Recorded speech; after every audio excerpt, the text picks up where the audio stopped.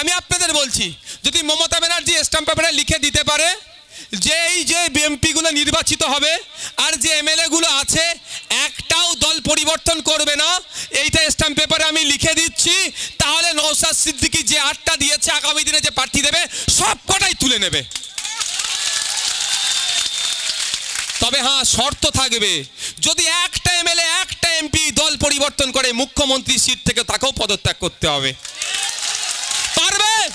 আমি সাহস নিয়ে বলছি, আইএসএফ সাহস নিয়ে বলছে, ও জীবনে দিকে দিতে পারবে না। কারণ উনিও ভালো জানেন তিনি কজনকে গাদ্দারকে টিকিট দিয়েছেন ভাইপোকে বাঁচানোর জন্য। বাবু তুই চলে যা রে, নাহলে আমার ভাইপোটা গ্যারেজ হয়ে যাবে। তাহলে বিজেপির হাত থেকে বাঁচতে গেলে তাহলে কাকে ভোট দেবে বাবু? চাচা বলবে, মামা বলবে, জ্যাঠা বলবে, মাসি পিসি কি বলবে? কেন এখন শক্তিশালী তৃণমূল, ঘোড়ার ডিম শক্তিশালী। শুধুমাত্র গুন্ডার পুলিশ নিয়ে ওরা এখন টিকে আছে, ওদের পায়ের নিচে একটাও মাটি নেই। ওদের পায়ের নিচে মাটি আছে? জোর করিয়ে তার 100 দিনের কাজের টাকা দেবার নাম করে আর মহিলা স্বনির্ভর গোষ্ঠীগুলোকে চাপ দিয়ে এখন যে প্রোগ্রাম করে এ করাচ্ছে, কি বলে, ভিড় জমাচ্ছে। ও তো ভোট আইএসএফ এর আছে, ও তো আইএসএফ এর ভোট।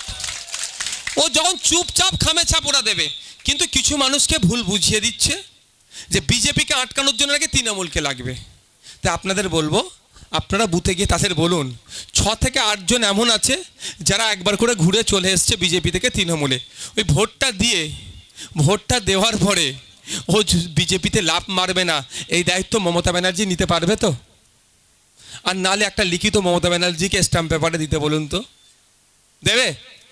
আমি আপনাদের বলছি, যদি মমতা ব্যানার্জি স্ট্যাম্প পেপারে লিখে দিতে পারে যে এই যে এমপিগুলো নির্বাচিত হবে আর যে এমএলএগুলো আছে একটাও দল পরিবর্তন করবে না, এইটা স্ট্যাম্প পেপারে আমি লিখে দিচ্ছি, তাহলে নওশাদ সিদ্দিকী যে 8টা দিয়েছে আগামী দিনে যে প্রার্থী দেবে সব কটাই তুলে নেবে। তবে হ্যাঁ, শর্ত থাকবে, যদি একটা এমএলএ একটা এমপি দল পরিবর্তন করে মুখ্যমন্ত্রী সিট থেকে তাকেও পদত্যাগ করতে হবে। পারবে? আমি সাহস নিয়ে বলছি, আইএসএফ সাহস নিয়ে বলছে, ও জীবনে দিকে দিতে পারবে না। কারণ উনিও ভালো জানেন তিনি কজনকে গাদ্দারকে টিকিট দিয়েছেন ভাইপোকে বাঁচানোর জন্য। বাবু তুই চলে যা রে, নাহলে আমার ভাইপোটা গ্যারেজ হয়ে যাবে।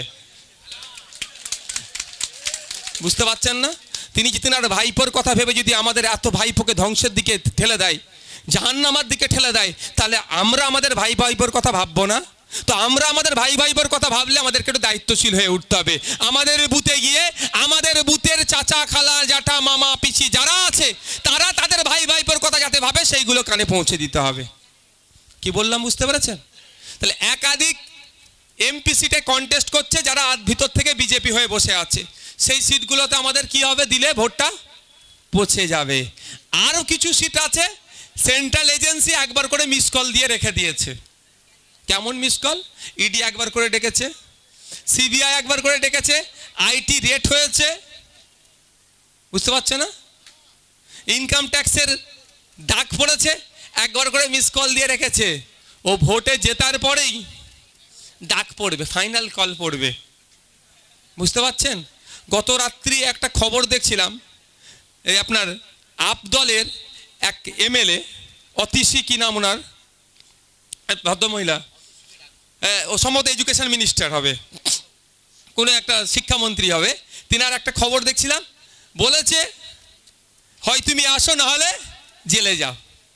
এবার উনি যদি দুর্নীতি করে থাকে কি করবে?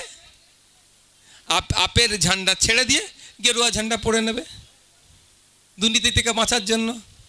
আর না হলে জেল খাটতে প্রস্তুত আছি, আমি মাথা নত করবো না, এটা করতে পারে। দুটোর মধ্যে একটা করবে তো। এবার বলুন, যারা দুর্নীতি করেছে তারা মনে হয় জেল খাটার জন্য করেছে? তারা ভোগ করার জন্য তো দুর্নীতি করেছে।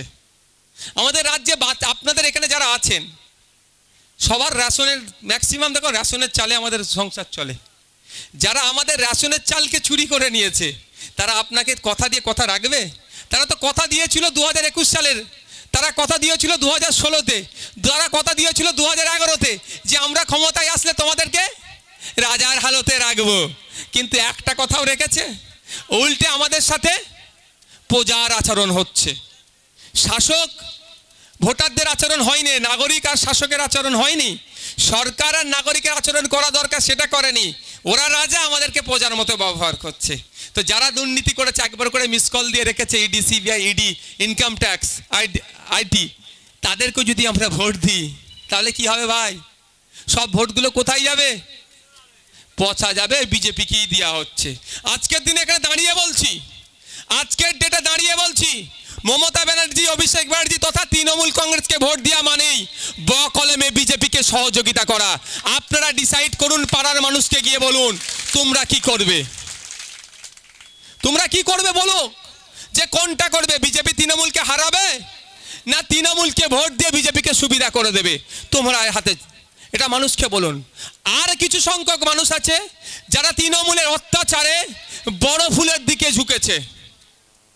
কিছু সংখ্যক মানুষ আছে, তো এই গোসাবাতেও আছে, মথুরাপুরে আছে, পশ্চিমবাংলায় আছে। এই সন্দেশখালির কথা বলি, যেভাবে তৃণমূলীরা অত্যাচার করেছে, প্রতিটা গ্রামে এই অত্যাচার হয়েছে তৃণমূলীদের নেতাদের দ্বারাই। তারা এই অত্যাচার থেকে বাঁচার জন্য বড় ফুলের দিকে গিয়েছে। মনে হয় বড় ফুল তৃণমূলকে ঠান্ডা করবে, মানে জব্দ করবে। তাদেরকে বলুন, দেখুন না 2011 সালের আগে, 2021 সালে নির্বাচনের পরে নোটোরিয়াস ক্রিমিনাল লিস্টে শওকত মোল্লা সাহেবের নাম উঠে গেল। এত অত্যাচার করেছে। সেন্ট্রালে ক্ষমতায় কারা আছে? বড় ফুলের দল। ক্যানিংয়ে মার খেলো কে? আইএসএফ তো সব থেকে বেশি খেয়েছে। বড় ফুলের দলের কর্মীরাও মার খেলো। আমাদের ভাই ক্ষমতা নাই, কিন্তু যতটুকু ক্ষমতা যে পেনের খোঁচা দিয়ে আমরাই ওকে নোটোরিয়াস ক্রিমিনাল লিস্টের নাম তুলতে বাধ্য করেছি ন্যাশনাল হিউম্যান রাইটস কমিশনকে, পেনের খোঁচা দিয়ে। কিন্তু দেশ চালাচ্ছে যারা, তাদের কর্মীরা এত মার খেলো, তাদের কর্মীরা বাড়ি ছাড়া হলো। অসমে নিয়ে গিয়ে নাকি তাদের কর্মীরা ছিল, যাদের দ্বারা অত্যাচারিত হলো, তাদের নেতার সাথে এক জায়গায় বসে চা খেতে লজ্জা করলো না? তাদেরকে বলুন, যারা তৃণমূলের অত্যাচারে বড় ফুলকে ভরসা করছে, তাদেরকে বলুন বড় ফুল আর এই জোড়া ফুল একে অপরের পরিপূরক। তুমি যদি ভাবো বড় ফুলকে দিয়ে জোড়া ফুলকে আটকানো যাওয়া হবে, তাহলে দিবা স্বপ্ন দেখছো। এই দুটো ফুলকেই পরাস্ত করতে পারে, সেটাই খাম। আসো, বড় ফুল জোড়া ফুলকে বিসর্জন দাও। ফুলকে টেস্ট করা হয়েছে। এই যে ফুলটা দেখতে পাচ্ছেন এখানে আছে, একটা নির্দিষ্ট সময় পরে এটা কি হবে? শুকিয়ে যাবে। তারপরে কি হবে? পচতে শুরু করবে। তারপরে কি হবে? পোকা জন্মাবে। আর এই পোকাতে আমাদের স্বাস্থ্যের ক্ষতি হবে। 12 বছর ধরে ফুল শুকেছে, পচেছে, এখন শুকিয়েছে, পচেছে। আর 10 বছর ধরে বড় ফুলকেও সারা দেশের মানুষ দেখলো ও ফুল এক্সপায়ার হয়ে গেছে, ও ফুল শুকিয়ে গেছে, পচে গিয়েছে। একে যদি এখনো ঘরে যত্ন করে আমরা রাখি এই দুটো ফুলকে, তাহলে আগামী দিনে এর থেকে যে পোকা বার হবে, আপনার আমার স্বাস্থ্যের ক্ষতি হবে।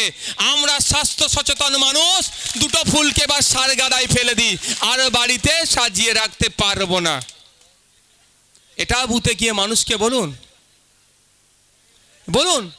কারণ আমি আবারও বলছি, তৃণমূলের কাছে একটাই অপশন আছে, যে বিজেপি চলে আসবে। এছাড়া ওদের কোনো কথা নাই। আর সিএ নাকি রুখে দেবে। যদি সিএ রোখার দরকার হয়, আমি দুটো কথা আজকে গুরুত্বপূর্ণ বলেছি বলতে মমতা ব্যানার্জি সুপ্রিম কোর্টে যাক। আর একটা কথা কি বলেছি, যে দায়িত্ব নিক মমতা ব্যানার্জি, যে তার দলে জেতার পরে বিজেপিতে যাবে না, সই করুক স্টাম্প পেপারে। আইএসএফ প্রয়োজনে 8টা প্রার্থী তুলে নেবে, কন্টেস্ট করবে না প্রয়োজনে। কিন্তু করতে পারবে তো? মানে জায়গা এটাও বলে যাচ্ছি, চ্যালেঞ্জ করে বলছি, আমার জীবদ্দশায় মমতা ব্যানার্জি ওই সই করবে না। কারণ তার নিজের পরিবারের প্রতি ভরসা আছে। আমি পরিবার তুলে গালাগালির পক্ষে নয়, সমালোচনা করার পক্ষে নয়।